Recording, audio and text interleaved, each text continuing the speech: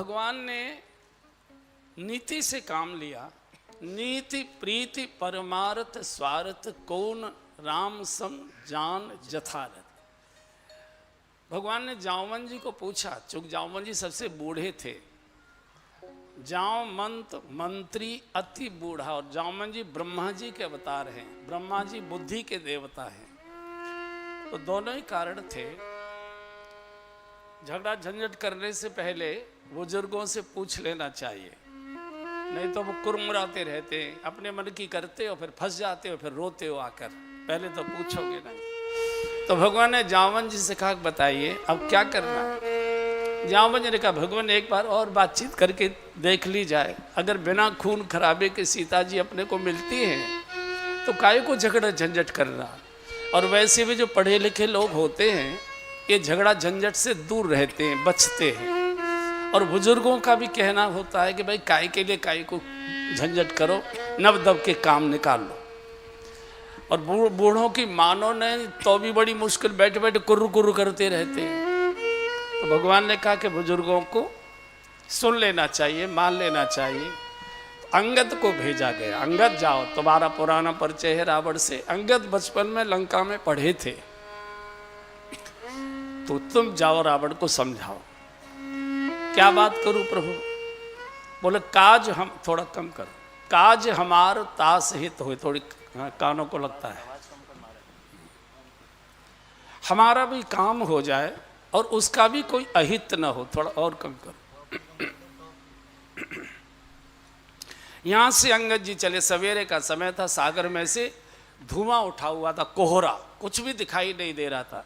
और मछली पकड़ने वाले आ रहे थे, मछुआरे लोग, कुछ टहलने वाले आ रहे थे, कुछ व्यायाम करने वाले आ रहे थे, कुछ क्रिकेट खेलने वाले आ रहे थे। और साफ साफ कुछ दिखाई दे नहीं रहा था, कोहरे में कुछ नहीं दिखाई देता। बस इतना दिखाई दिया कि उछलता कूदता एक बंदर आ रहा है। उन्होंने समझा वही आ गया, एकदम भाग दौड़ पड़ी, एकदम हल्ला मचा दिया, खिड़की दरवाजे बंद करो, लाइट ऑफ करो। वही बंदर आ गया जो लंका जला कर गया था। भाई पूरी लंका में कोलाहल हो गया, भयऊ कोलाहल नगर मझारी, आवा कपिलंका जेहि जारी रे। भयऊ कोलाहल नगर मझारी, आवा कपिलंका जेहि जारी रे। आवा कपिलंका जेहि जारी रे। आवा कपिलंका जेहि जारी। लंका में शोर हो गया, खिड़की दरवाजे बंद करो, लाइट ऑफ करो। वही बंदर आ गया जो लंका जला कर गया था। अरे महिलाएं तो रावण को इतनी गालियां देने लगी, रावण तेरा सत्यानाश ही जाइयो। अब क्या होगा, कैसे? अब धोखा करिए करतारा, नहीं देश चर कुल के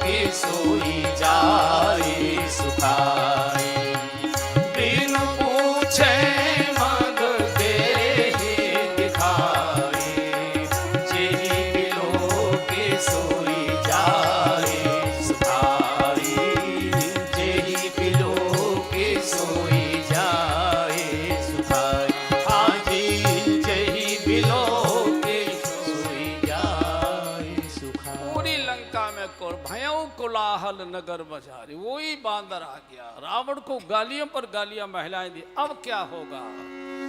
अब धो कहा करिए करता रहा विधाता, अब क्या करेगा? सब डरे मारे।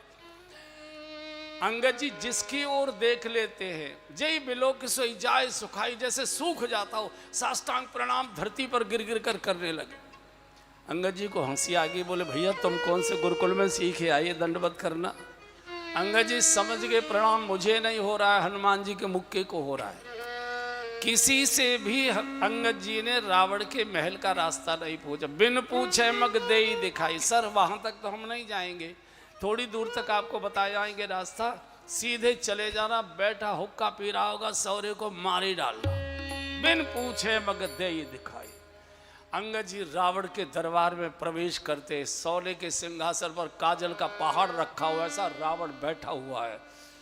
जितने सभासद बैठे थे रावण के सामने, जो उसकी सभा होती है, लोकसभा राज्यसभा जो भी कहते हो उस समय, सब खड़े हो गए बिना उत्तिष्ठ किया, सब खड़े हो। रावण नहीं, बंदर के लिए खड़े हो रहे हो। तब होश आया कि हम खड़े हो गए।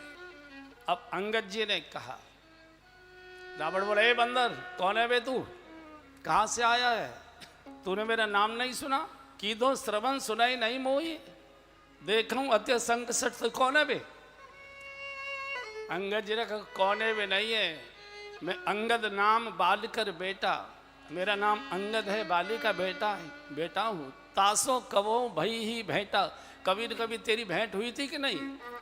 अच्छा, अहंकारी कभी किसी को अपना मित्र नहीं बताता। अहंकार की यही परिभाषा है। किसी अहंकारी की पहचान कर रही है तो एक आप उनसे कहिए कि वो आपको बहुत याद करते हैं। कौन वो?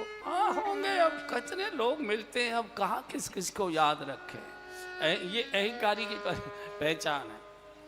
तो कौन बाली, कहाँ के बाली? भाई बाली नाम के इतने लोग होते हैं, हम किस किस को याद करें। कौन बाली नहीं, वो किष्किंधा के राजा बाली, जिन्होंने 6 महीने तुझे अपनी कांख में दबा के रखा था, भूल गया क्या? ओ अच्छा, तुम बाली जी के बेटे। अब जी लगा रहा है, अब ओटीसी करे आया ये, अब संघ की ओटीसी करे आया एकदम। ओ तुम बाली जी के बेटे हो, बहुत ही भले व्यक्ति है। मेरी मित्रता बहुत दिनों से, मेरा भी आना जाना नहीं हुआ उधर, उनका भी आना जाना नहीं हुआ, बहुत दिनों से भेंट। भैया क्या हाल है उनका, कैसे? इस रावण को मालूम है कि बाली का वध राम ने कर दिया है। अंतर्राष्ट्रीय न्यूज बनी थी उस समय जब बाली को रावण भगवान ने मारा था, लेकिन ये जानबूझकर ऐसी भाषा बोलता है कि बाली वध का आक्रोश राम के प्रति इसके मन में पैदा हो जाए। तो बड़े भले व्यक्ति थे, बहुत मेरी मित्र थे। क्या हाल है? अंगद जी ने कहा कि 8-10 दिन के बाद तू ही जाए के पूछ लियो क्या हाल है। तो रावण ने कहा मूर्ख, बाप के हत्यारे का साथ दे रहा है, मेरा साथ दे, मैं तेरे पिता की हत्या का बदला दिलवाऊंगा। और किसके पीछे लगा है? नालायक से नालायक बेटे को भी कोई बाप घर से बाहर नहीं निकालता है। अगुन अमान जानते ही पिता दीन बनवास, ये किसी काम का नहीं था, इसलिए बाप ने इसे घर से निकाल दिया। किसके पीछे लगा है? और जैसे भगवान की निंदा की, जब ते कीन राम के निंदा, क्रोधवंत अति भयहु कपिन। जब ते कीन राम के निंदा, क्रोधवंत अति भयहु कपिन। ए जी हरि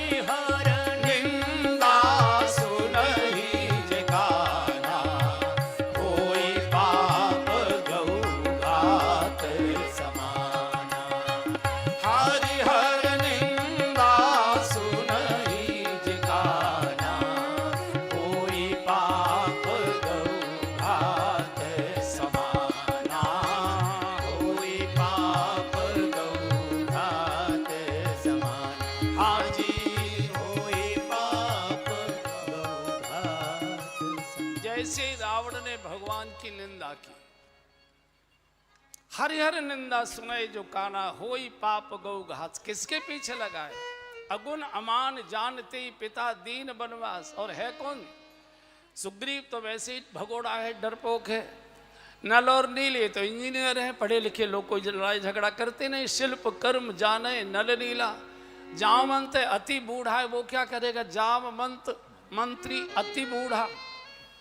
किसकी बस की बात है हमसे? हाँ, एक बानर जरूर तुम्हारी सेना में है जो थोड़ा दमदार है कब एक महाबलशीला। कौन है? बोले नाम नहीं मालूम, उसका काम मालूम है। बता क्या काम करता है वो?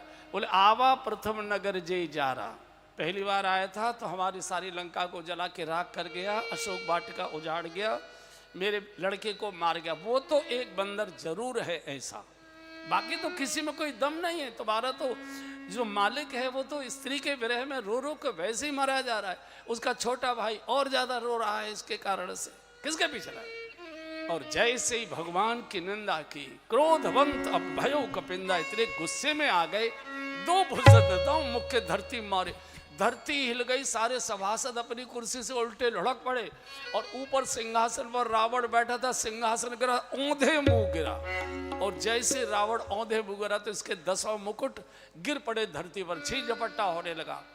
6 रावण के हाथ में आ गए, 4 अंगद जी के हाथ में आ गए। अंगद जी ने तो 4 को भगवान की ओर फेंक दिया, और ये 6 मुकुट सिर पर फिर से रख के बैठ गया सिंहासन पर। मुकुट सत्ता का प्रतीक है, और रावण सत्ता का कितना भूखा है। सिर 10 हैं, मुकुट 6 हैं। कोई बात नहीं, सारे देश की सत्ता न मिले, कुछ ही प्रांतों की मिल जाए, इसी से काम चला लें। ये सत्ता के भूखे व्यक्ति का स्वभाव होता है।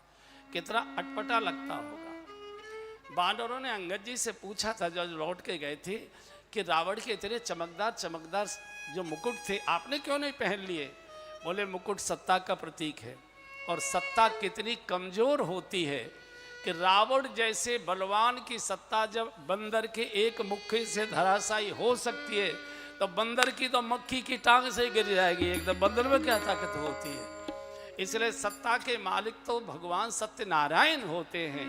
हमारा अधिकार सत्ता पर नहीं है, हम तो सत्य के चरणों का पूजन उपासना करते हैं, उसके मालिक तो वे। बैठ गए तो अंगद जी ने कहा रावण अच्छा एक बात बता, तुझे जब जानकी जी इतनी प्रिय थी तो भले आदमी चोरी करके क्यों लाया? दुनिया में तेरी बदनामी हो रही है। अरे धनुष तोड़ कर लाता, तेरी जय जयकार होती। ये जो कामी लोग होते हैं ना, ये बातें बनाने में बहुत होशियार होते। तो रावण ने कहा कि नहीं, मैं गया तो था, जनकपुर के स्वयंवर में गया था, और धनुष तोड़कर जानकी जी के विवाह की इच्छा लेकर ही गया था। लेकिन वहाँ मुझे पता लगा कि धनुष तो शंकर जी का है, और शंकर जी मेरे गुरु जी हैं। मैंने सोचा भाई शादी मेरी हो चाहे न हो, लेकिन मैं गुरु जी के धनुष को तो नहीं तोड़ूंगा, इसलिए मैं लौट आया। अंगद जी का बड़ा भारी गुरु भक्त बनता है, ले मैं नया स्वयंवर तेरे दरबार में आयोजित कर रहा हूं। और भगवान के नाम का संकल्प लेकर अंगद जी ने अपना दाहिना पैर ठोक दिया दरबार के अंदर। अंगद जी का रावण मेरे पैर को हिला दे, भगवान सीता जी को छोड़कर वापस लौट जाएंगे, फिर है राम सीता में हारी कर। अब इतनी आसानी से सीता जी मिलने जा रही है, रावण तो खिलखिला कर हंस पड़ा। तो सभी को कहा, वीरों को जितने दरबार में कर दे, इस बंदर का पैर उखाड़ो, फेंको समुद्र में। एक बार कहा, देखो देवता कितने खुश हो रहे हैं, रावण के ऊपर आफत आ रही है। देवताओं की तो बात हो रही है ना, तीन लोग धन्य है, देवता प्रसन्न है, आनंद ही आनंद है। तो सही कुछ मामला। हाँ, देवता देखो अभी डर के मारे छुपे हुए बैठे थे, और जैसे ही देखा कि अपनी पार्टी जीत में आ गई, सोई निकल आई झंडा ले लेके एकदम। तो कहाँ थे यार, भूल गए। फिर ही राम सीता में हारी, फिर ही राम सीता में हारी। हाँ, तो रावण ने कहा है इस बंदर का पैर उखाड़ो, भागो इसको। एक दूसरे को देखने लगे, तू उखाड़ दे, बोले मेरे बालक छोटे, तू उखाड़ दे, बोले मेरी पत्नी बीमार है, तू उखाड़ दे, बोले बिटिया की शादी है। किसी की हिम्मत नहीं हो रही है, सबको डर लग रहा है कि जैसे ही पैर पकड़ने के लिए झुकेंगे ऐसा मुक्का मारेगा कि बिठाई देगा, उठने तो देगा नहीं। रावण ने जब बहुत ललकारा, कई 100 लगे, लेकिन सत्य के संकल्प को ये कामी लोग क्या हिला सकते। अंत में रावण उठता है सिंहासन से, मैं देखता हूं और जैसे ही रावण ने अपने दोनों हाथ अंगद जी के चरणों को पकड़ने के लिए सिर झुकाकर आगे बढ़ाया, एकदम अंगद जी ने पैर अपना पीछे खींच लिया और धिक्कार कर कहा, रावण, ये बंदर के कदमों में शीश झुकाने से तेरा कल्याण नहीं होगा। जा राघवेंद्र सरकार के चरणों में शीश झुका, वहां माफी मांग, वही तेरा कल्याण करेंगे। इस फटकार से ऐसा लगा जैसे भरी दोपहरी में सूर्य ग्रहण हो गया हो, पूर्ण सूर्य अंधकार में डूब गया हो। ऐसे निस्तेज होकर रावण बैठ गया और चलते चलते अंगद जी ने कहा कि रावण, अब ज्यादा समय नहीं है तेरा, एक दिल्ली से योग्य सीए को बुलाना और जो भी लेना देना, लिखना पढ़ना, बच्चों को बंटवारा, जो भी जिसके हिस्से जो कुछ देना है अभी कर दे, नहीं तेरे बेटे लड़ के मर जाएंगे आपस में। किसी अच्छे से सीए को, रामनिवास जी रहते हैं वहाँ, बड़े व्यक्ति हैं, बड़े समझदार हैं, तो वो कोई अच्छा सीए करवा देंगे तेरा। और ये सब झंझट खड़, और धिक्कार देकर अंगद जी लौट आए। अंगद जी ने कहा, भगवान युद्ध अवश्यम भावी है, लातों के देव बातों से नहीं मानते। कई बार बुराई समझाने से दूर हो जाती है, लेकिन जब बुराई इतनी गहरी हो जाती है, इतनी जड़ हो जाती है, इतनी जिद्दी हो जाती है कि वो समझाने से नहीं मानती, तो फिर उसका ऑपरेशन ही करना पड़ता है। भगवान, उस समझाने से ठीक नहीं होगा, अब युद्ध ही करना पड़ेगा। युद्ध की घोषणा हो गई, सेना की टुकड़ियां तैयार हो गई और अगले दिन सेना को आदेश हो गया, करो लंका पर आक्रमण। जय जयकार हुआ है, बोलिए राजा रामचंद्र भगवान की जय। लंका पर आक्रमण कर दिया, मारो मारो, भागो भागो, बचाओ बचाओ। अंगद ने कहा, मेघनाथ सारी सेना को आदेश करो, बंदरों को, सारे राक्षसों को खा डाले इनको। लेकिन उल्टा हो गया। पहले दिन के युद्ध में रावण की एक चौथाई सेना मारी गई। दूसरे दिन के युद्ध में रावण की आधी सेना मारी गई। तीसरे दिन के युद्ध में रावण की 3/4 सेना मारी गई। और करूं खत्म? करूं या आराम से? आराम से। जब 3/4 सेना मार गई, रावण कांप गया। रावण ने जब घबराहट में कुछ बोला तो मेघनाथ ने कहा, पापा जी आप हुक्का पियो, मैं जाता हूं। और आज मेघनाथ चला है, त्रिलोक विजेता मेघनाथ। आज भगवान ने लक्ष्मण जी को कहा, लखन भैया आज तुम्हारी बारी है, जाओ। इधर से शेषनाग अवतार श्री लक्ष्मण जी चले हैं, उधर से त्रिलोक विजेता मेघनाथ चला है। भयंकर युद्ध हुआ, भयंकर युद्ध हुआ। कोई वीर किसी से हार मानने को तैयार नहीं है। लेकिन हम जानते हैं, जैसे ही सूर्यास्त होता है, बुराइयों में ताकत बढ़ जाया करती है, अंधकार में बुराइयों में ताकत बढ़ जाया करती है। और जैसे ही सूर्यास्त का समय हुआ और बुराई की ताकत बढ़ी, तो इस मेघनाथ पर एक बार तो लगा था कि मेघनाथ मारा गया, लेकिन चूंकि समय बहुत बलवान होता है, अंधकार होते ही ताकत आ गई। इसके पास एक दिव्य शक्ति थी जो ब्रह्मा जी ने इसको दी हुई थी आपातकाल के लिए। लेकिन आज इसको आपातकाल अपना ही दिखाई दे गया कि आपातकाल नहीं है तो मेरे लिए आफतकाल आ गया। और उस दिव्य शक्ति को अभिमंत्रित कर छोड़ दिया लक्ष्मण जी की ओर। सीने में जाकर जो शक्ति लगी है, धड़ाम से लक्ष्मण जी गिरे हैं रणांगण में। इसने बहुत कोशिश की उठाने की कि लाश लेकर चला जाऊं, पिताजी के सामने रख दूं, लेकिन जगदाधार शेषनाग को कौन कामी उठा सकता है। निराश होकर जय जयकार करते लंका चला गया। इधर भगवान कुटिया के बाहर खड़े, दिन छिप चुका है लगभग। बार बार पूछते सुग्रीव, विभीषण, जावन जी, पूरी सेना वापस आ रही है, भैया नहीं आया, लखन नहीं आया। क्या बोले, प्रभु आज युद्ध थोड़ा दूर तक भी हुआ है और देर तक भी हुआ है, आने में थोड़ा विलंब हो रहा होगा, आ ही रहे होंगे। इधर हनुमान जी का एक नियम था कि जब युद्ध समाप्ति के बाद, सूर्यास्त के बाद युद्ध नहीं हुआ करता था। युद्ध के उस समय कुछ नियम होते थे। अब धोखे के युद्ध हैं, पहले नियम के युद्ध होते थे, उसका पालन किया जाता था सबके द्वारा। तो हनुमान जी का नियम था कि पूरे रणांगण का चक्कर लगाते थे, कौन कौन वीर वीर गति को प्राप्त हुआ, ताकि भगवान से उसकी मुक्ति करा दें, और पूरा चारों ओर देख दाख कर फिर तब आते थे।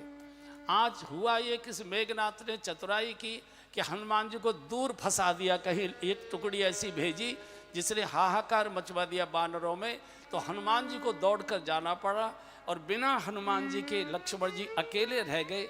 ये मौका देखकर इसने दिव्य शक्ति का प्रयोग कर दिया और लक्ष्मण जी मूर्छित होकर गिर पड़े। इधर भगवान पूछ रहे थे बार बार, भैया क्यों नहीं आया, भैया क्यों नहीं आया, भैया क्यों नहीं आया, सारी सेना आ गई, मुझे घबराहट हो रही है, जा मुझे नहीं प्रभु आ रहे होंगे। इतने में तो मूर्छित लक्ष्मण जी को लेकर श्री हनुमान जी आ गए और भगवान के चरणों में लिटा दिया। भगवान ने कहा, हनुमान क्या हुआ भैया को, लखन को क्या हुआ? बोले प्रभु मैंने सुना कि मेघनाथ ने कोई दिव्य शक्ति का प्रहार किया है, उससे ये मूर्छित। तू कहाँ गया था? बोले आज युद्ध दूर तक चला गया था, तो मुझे वहां जाकर रक्षा के लिए दौड़कर जाना पड़ा, इसी बीच में उसने प्रहार कर दिया। अरे मैंने तो तेरे भरोसे तेरे बल पर भेजा था, मुझे मालूम होता कि तू दूर चला जाएगा, मैं नहीं जाने देता। एकदम गोद में लेकर छाती से लगाकर मुख चूमते हैं, माथा चूमते हैं, भैया भैया लखन जागो, वीर जागो, लखन जागो, बोलो कहाँ चोट लगी है। और जैसे जैसे भगवान रुदन करते जा रहे हैं, रात्रि गहन होती जा रही है, मूर्छा और गहन हो गई, और भगवान ने कहा कि अगर लखन जीवित नहीं हुआ, मुझे जानकी नहीं चाहिए, लखन की प्राणों पर मुझे जानकी जी नहीं चाहिए, मुझे लखन चाहिए, मेरा भैया चाहिए मुझे। और भगवान ने तो लखन को उठा लिया, मैं लखन को गोद में लेकर सागर में डूबता। हाहाकार मच गया, एक दूसरे को देखने लगे। जामवंत ने विभीषण जी को देखा, विभीषण कोई वैद्य वगैरह की व्यवस्था हो सकती है क्या? तो बोले कि वैद्य तो है और बहुत योग्य वैद्य है, संजीवनी का भी वो उसको ज्ञान है, लेकिन वो रावण की आज्ञा में रहता है, रावण का निजी पारिवारिक वैद्य है। आम लोगों को देखना हो तो रावण से अनुमति लेकर आना पड़ता है, तभी देख सकता है, बिना रावण के वो देखने आएगा नहीं। हनुमान जी का मुझे बताओ, उसका पता बताओ, मैं जाता हूँ। पता बता दिया और यहाँ से हनुमान जी चले। अति लघु रूप धरे हनुमंता, अति लघु रूप धरे हनुमंता, अति लघु रूप धरे हनुमंता, हरि लघु रूप गया हनुमंता, धरे लघु रूप गया हनुमंता, आने भवन समेत तुरंता, आने भवन समेत। छोटा रूप बनाकर हनुमान जी जब भी कोई बड़ा काम करते, अति लघु रूप, छोटे बन के ही बड़े काम हो सकते, बड़प्पन दिखाकर बड़े काम नहीं होते। घूमते घूमते घूमते घूमते, अंधकार था, चूंकि ब्लैकआउट रहता है ना युद्ध के समय, तो भी कुछ न कुछ उनके पास रोशनी का होगा, पत्थर वत्थर से उस समय चकमक से ही रोशनी की जाती थी। तो छोटा सा एक फ्लैट था, नेम प्लेट लगी थी, राज्य वैद्य सुसैन, नाम मिला लिया, यही है। अब हनुमान जी ने विचार किया, कुंडी खटखटाऊंगा, आवाज लगाऊंगा, कुत्ते भौंकेंगे, गली के पहरेदार आएंगे, झगड़ा झंझट होगा, चीख चिल्लाहट होगी, रावण के सैनिक आ जाएंगे, मुश्किल हो जाएगी। और ये वैद्य है, रावण का वैद्य है, कहेगा मैं ऐसे नहीं जा सकता, वहाँ से अनुमति लेकर आइए, तो ये और मुश्किल होगी। तो हनुमान जी ने पूरा वैद्य का मकान उखाड़ा और ला के रख दिया रणांगण में, आने भवन समेत तुरंत। तो जामवंत जी ने कहा कि वैद्य कहाँ है? बोले घंटी बजाओ, भीतर सो रहा होगा। अरे घंटी कैसे बजेगी यार, तार कटे हुए हैं, घंटी कैसे? बोले नहीं, तार कटे हैं बिजली के, इन्वर्टर काम कर रहा होगा, देखो देखो। अच्छा, रावण ने आदेश दे दिया था कि घंटी कभी ऑफ नहीं करना, किस समय कब तुमको कॉल आ जाए इसलिए खुली रखना। और जैसे ही रात के 11 साढ़े 11 बजे घंटी बजी तो वैद्य समझ गया कि जरूर रावण का कोई न कोई इमरजेंसी कॉल है। बूढ़े वैद्य जी बेचारी अंडरवियर बनियान पहरे सो रहे थे, हड़बड़ाते आंख मलते द्वार खोला, देखा हनुमान एकदम भीतर भागे। हनुमान जी ने पकड़ लिया, वैद्य जी डरो मत, बिल्कुल मत डरो, मैं आपको जैसे लेकर आया हूँ तो वैसे ही वहां पहुंचा दूंगा, घबराने की आवश्यकता नहीं है। तुम जरा लक्ष्मण जी की दाढ़ी देखो। तो जाओ बजर क्या हनुमान तू भी यार कमाल का है, कहा था वैद्य उठा लाओ और तू पूरा घर ही उठा लाए, ये कोई तरीका है क्या? हनुमान जी ने कहा बुढ़ऊ बारात में नहीं आए हो, युद्ध में आए हो, और ये दुश्मन का वैद्य है, ये अपनी सी अगर आ जाता तो यहाँ के कहता आपने पहले क्यों नहीं बताई, इस रोग की दवाई तो नर्सिंग होम में है, फिर मुझे लंका जाना पड़ता। मैंने कहा बेटा नर्सिंग होम सहित ही चल, कोई बहाने बनाने की नौबती नहीं आएगी। नाड़ी देखी, बोले हाँ मूर्छा तो बहुत गहन है, मेरे पास इसकी औषधि नहीं है, इसकी औषधि तो धौलागिरी पर्वत पर है संजीवनी, और उसकी विशेषता है कि अगर सूर्य की किरण उस पर पड़ जाती है तो वो मृत हो जाती है, वो चंद्रमा के प्रकाश में ही जीवित औषधि रहती है। भगवान ने देखा कहाँ धौलागिरी और सूर्योदय की अवधि, अब मेरा भैया नहीं बचेगा, और चीख चीख के भगवान विलाप कर रहे। हनुमान जी ने कहा प्रभु मैं जाता हूँ, और यहाँ से श्री हनुमान जी धौलागिरी पर चले हैं। इधर रावण ने पूरी धौलागिरी में आग लगवा दी थी। हनुमान जी ने सोचा कि अब तो बड़ी मुश्किल, पूरा पहाड़ी उखाड़ के ले चलते, नहीं तो वैद्य जी कहेंगे ये औषधि नहीं, वो चाहिए थी, वो नहीं, वो चाहिए। और जब लौट कर आ रहे थे तो अयोध्या के ऊपर से उन्होंने वापसी लौट में अयोध्या के ऊपर से आए तो नंदी गांव में श्री भरत जी बैठे कुटिया के बाहर भगवत नाम का जप कर रहे थे। तो उन्होंने देखा कोई राक्षस जो है ये इतना बड़ा पहाड़ लेकर आया है, लगता है अयोध्या को मारना चाहता है, अयोध्या पर गिराना चाहता है। यहाँ किसी ने प्रश्न कर दिया कि भरत जैसे संत और हनुमान जी जैसे संत के प्रति राक्षसी भाव कैसे आ गया? संत के मन में तो राक्षसों के प्रति भी ऐसा क्रूर भाव नहीं आता। हनुमान जी तो केवल संत ही नहीं, साधु संत के तुम रखवारे रक्षके, ऐसा भाव क्यों आ गया? क्योंकि यहाँ हनुमान जी के मन में एक क्षण के लिए अहंकार आ गया था कि देखो सारी अयोध्या खसर खसर खर्राटे लेकर सो रही है, भगवान वहाँ रो रहे हैं और मैं दवाई लेकर जा रहा हूँ, इनको किसी को पता नहीं है। और किसी भी प्रकार का जब अहम आता है व्यक्ति में तो वो राक्षस जैसा ही दिखाई देने लगता है, राक्षसी प्रवृत्ति होती है। राक्षस कोई योनि नहीं होती, राक्षसी एक भाव होता है, एक प्रवृत्ति होती है। और बिना फन का बाण मार दिया, और जैसे ही संत का बाण लगा एकदम गिरे हनुमान जी, और पता लगा ये तो हनुमान है, मेरे भाई लक्ष्मण की मूर्छा दूर करने की औषधि इसके पास, और ये तो संजीवनी सूर्य उदित हो गया, तो ये तो गई गाड़ी। लक्ष्मण प्रभु को तो मैं तो दुख ही देने के लिए पैदा हुआ हूँ और मेरा कोई काम नहीं, मेरे कारण मेरे प्रभु वन में गए हैं, मेरे कारण मेरे प्रभु को विलाप करना पड़ रहा है, मेरे कारण मेरे भैया की मृत्यु हो रही है। इतना रोए इतना, और इधर भगवान रो रहे, बार बार पूछते हैं कि कितना समय हो गया, जामन बताओ, जामन बताओ। मुझे लगता है पूरब दिशा में हल्का पीलमा जैसा आने लगा है, अगर सूर्य उदित हो गया मेरा भैया नहीं बचेगा। और जब लगा तो भगवान ने कहा अब मैं नहीं बचूंगा। आपने देखा होगा जब कोई बहुत गहरे भाव में विलाप करता है, लाश पड़ी है, आपने विशेषकर माताओं को देखा होगा, लाश पड़ी है आंगन में, जब माताएं विलाप करती हैं तो कुछ बोल बोल के रोया करती हैं। बोलती क्या है? जिसकी मृत्यु हुई है उसके बारे में बातें बोलती है, उनके संबंधों के बारे में बातें बोलती है।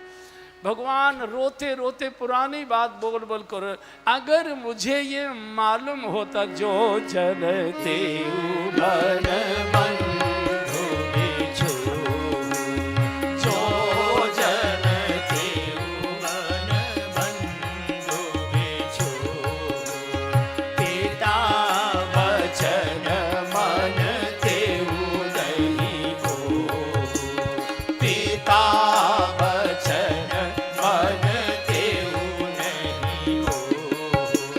सुत भीत नारी भवन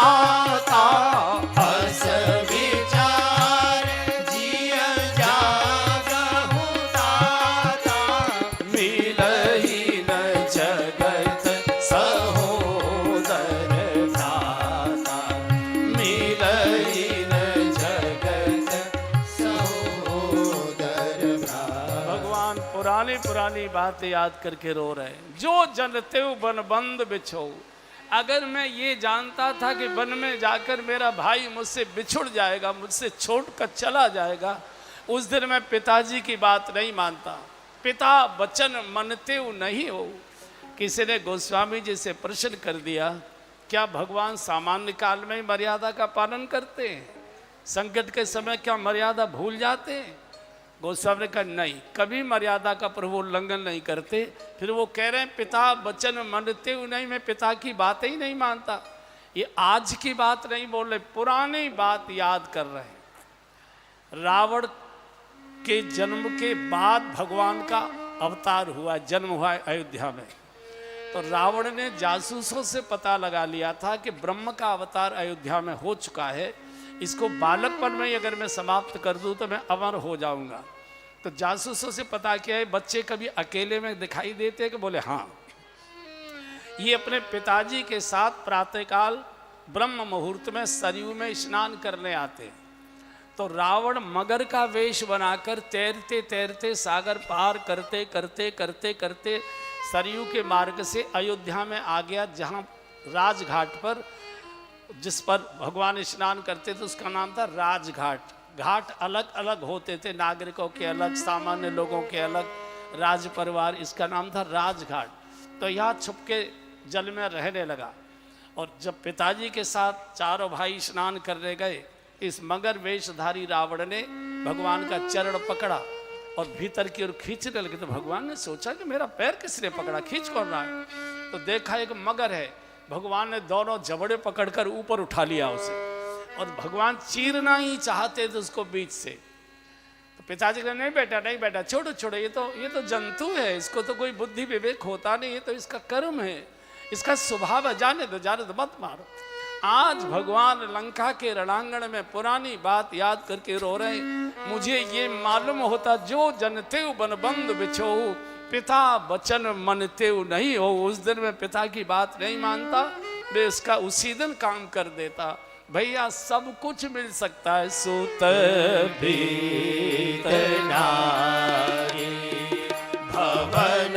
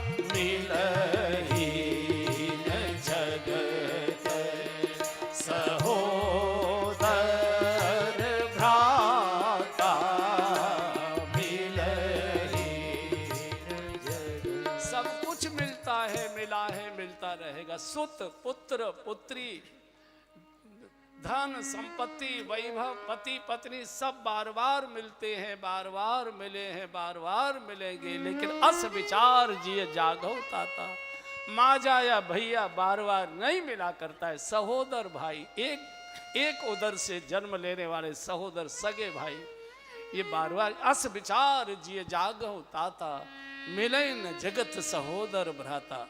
अब कोई प्रश्न कर सकता है कि भगवान और लक्ष्मण जी सहोदर तो थे नहीं, भगवान कौशल्या जी के गर्भ से आए हैं और लक्ष्मण जी सुमित्रा माँ के गर्भ से आए, सहोदर कैसे कह दिया भगवान ने? तो यहाँ भी बिल्कुल पुरानी बात याद कर रहे हैं। जब पूरी सृष्टि प्रलय में हो जाती है, पूरी जलमग्न हो जाती है, तो सृष्टि की रचना में सबसे पहले भगवान के संकल्प से एक सोने का अंडा प्रकट होता है, हिरण्य गर्भ सोने का अंडा प्रकट होता है। वो अपने संकल्प से फूटता है और उसमें से शेष नारायण और आदि नारायण दोनों प्रकट होते हैं। आदि नारायण शेष नारायण पर शयन करते हैं। वेद में इसका मंत्र है। आपने यज्ञ की विधि में जो उसके स्तुति के शुरू के कुछ श्लोक हैं, उसमें शायद ये दूसरा मंत्र है। ओम हिरण्य गर्भ, हिरण्य गर्भ यानी सोने का अंडा। ओम हिरण्य गर्भ समवर्तताग्रे भूतस्य जातः पतिरेक आसी सदा धार पृथ्वी द्यामुदेवा कस्मै देवा यह विशाविदेव। सदाधार शेषनाग धरती को धारण करने वाले हम और तुम एक ही गर्भ से आए हैं।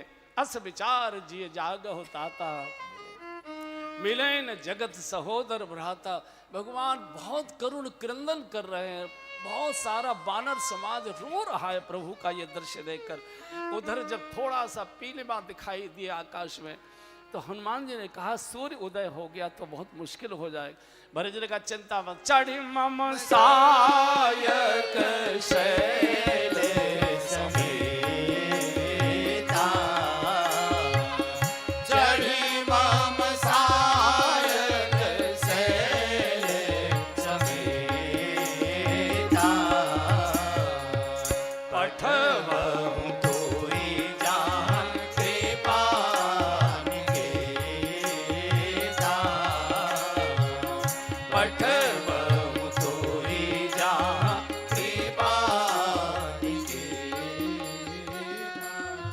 मेरे बाण पर अभी पहुंचाता हूं।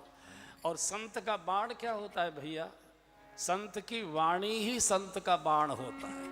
हम संतों की वाणी सुनते तो हैं, उस पर सवारी नहीं करते, उसको आचरण में नहीं आते।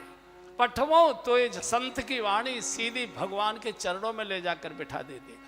इधर भगवान रुदन कर रहे थे और उधर आए गए वो हनुमान जो करुणा में वीर रस। एकदम हनुमान जी का आगमन हुआ, जय जयकार होने लगा। बोलिए बजरंग बली हनुमान की जय। औषधि पीसी गई। भगवान एकदम टकटकी लगाकर देख रहे। पहली डोज दी, थोड़े से कुलबुलाए, दूसरी डोज दी, थोड़े और चेतना आई, तीसरी डोज लेते ही नेत्र खोल दिए। प्रभु आप कैसे हो, इतना बोलना था।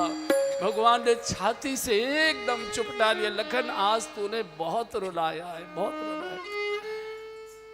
सारी जनता, सारे बानर, सब लोग भगवान की जय जयकार करने लगे। भगवान ने कहा खबरदार मेरी जय जयकार की, जय जयकार करनी है तो हनुमान की जय जयकार करो। बोलिए श्री हनुमान जी महाराज की। और सब बानर हनुमान जी को कंधे पर बिठाकर नाचने लगे। दुनिया चले न श्री राम के बिना, राम जी चले न हनुमान के बिना। दुनिया चले न श्री राम के बिना, राम जी चले न हनुमान के बिना। दुनिया चले न श्री राम के बिना, राम जी चले न हनुमान के बिना। दुनिया चले न श्री राम के बिना, राम जी